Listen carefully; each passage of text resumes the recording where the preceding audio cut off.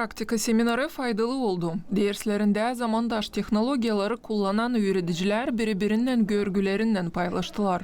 İnstrumentlerin arasında mini robotlar, VR gözlükler, sifra mikroskopları. Оборудования очень много, возможностей его. Teknikamız çok var. Onları kullanma dini de çok kolaylıklar var. Öğreticiler kendileri kararlarlar nasıl bu teknikayı kullanma. Kimya, fizika, matematika derslerinde hem de elbette başlangıç klaslarda. Учителя начальной школы.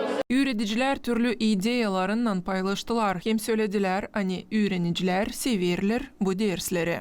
Детям нравится. Öğrenciler büyük havezle zamandaş texnologiyaları derslerde kullanırlar.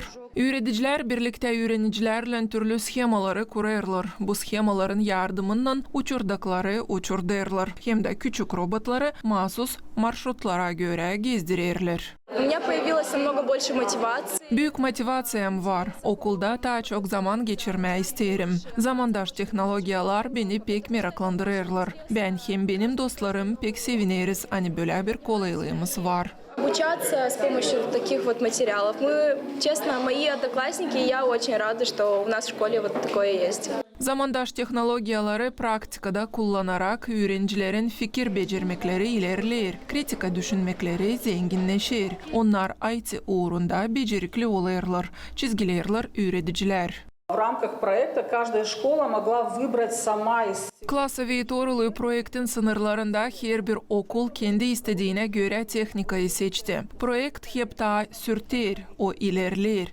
Eğer başka bir teknika lazımsa onu alma var nasıl. Pek isterim ki bu projekte Gagavuz yerinde daha çok okul katılsın. Классов будущего у нас в автономии расширялось. Okullarda zamandaş texnologiyaların kullanması geleceğe yapılan bir adım. Avtonomiyada inanırlar, hani bu değişilmekler öğretmek prosesini daha kaliteli yapmaya yardım edecekler. Valentina Çoban, Vyacheslav Kısa, Alexey Gerçuk, GRT Haberler.